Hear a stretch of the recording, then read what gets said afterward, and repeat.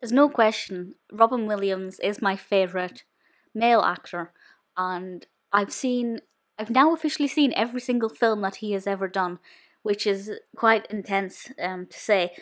And 1 Hour Photo is one that I feel is massively underrated. That's not to say people don't love it. It has a 6.8 rating out of 10 on IMDb. People who have seen it have, praised it and said it's so well done and so moving and so poignant. But when I ask people their favourite Robin Williams film, I don't know if this one's ever actually come up. And I think maybe the main reason, well, two reasons. One, the subject matter is very raw and brutal, and we'll talk about that in a moment. But the other reason is that it's not a comedy, it's not funny. And obviously Williams is best loved for his comedies, but this thriller is not it's about as far removed from Mrs. Doubtfire as you could get. So I'll read the description out. There won't be any spoilers in this because it has to be seen to be believed. So this was released in 2002, and the description from IMDb is as follows. A mentally unstable photo developer targets a middle-class family after his obsession with them becomes more sick and disturbing than any of them could imagine. And the first thing that's disturbing about this is Robin's hair. It's this very bright yellow blonde, really sickly colour that just makes him look really creepy. I don't know if he would look creepy if I perhaps had never seen him in anything and didn't know who he was. But because it's so unusual to see him like that, you just feel kind of put off immediately. Now, obviously this was set in 2002, and not the one thing I love about this, but something I really like about this is the concept of having photos developed. I do miss going in and getting photos developed after taking them on a camera and realising half of them are rubbish. But that's almost like a novelty of the film now. And basically, this character, Seymour, played by Robin Williams, is lonely and sweet at the beginning. He's very likeable to begin with, and I think this family, the Yorkin family, are really drawn into his warmth, and obviously this family goes to him a lot to get their photos developed, and then soon he starts to have this unhealthy obsession. Not because I think he's envious of the family, but because he wants to be part of the family.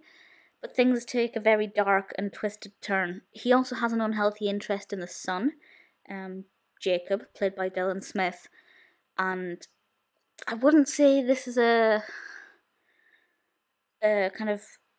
It's not a story of a paedophile as such, but there are definitely strong elements of that in there. But it's not just the son, he's also very envious of the father and really wants the mother, and it takes a dark turn, and it's quite uncomfortable and hard to watch, as one would expect. It's directed and written rather, by Mark Romanek, and the narrative is just, it's so beautiful as a piece of art. The way this story is told is exquisite, the development is fantastic, the pacing, beautiful, the characters all have really realistic responses. I can't really comment on Seymour's responses. There's a lot of psychoanalysis that could be done with his character, and I'd really like to do that, or at least read others' kind of professional interpretations of this character's behaviour.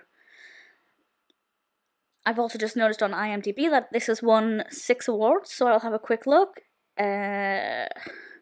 Robin Williams won Best Actor Saturn Award, and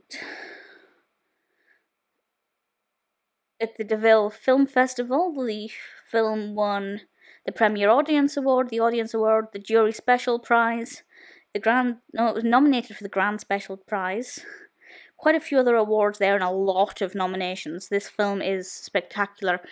What makes this film better than sliced bread is Williams's performance. Robin is amazing, and Obviously, he's done quite a lot of non-comedies. I think the most famous one is probably Dead Poet Society, which just so happens to be my joint all-time favourite film. But he's done a lot of other fantastic dramas and very serious films, but this one, without a doubt, is one of his most moving, powerful, exquisite performances, and he deserved every award he won for this, and I'm getting a little bit emotional just thinking about this film because he's fantastic. But it's moving, it's powerful, it's nothing like you would expect. If you haven't seen 1 Hour Photo, I strongly urge you to do so.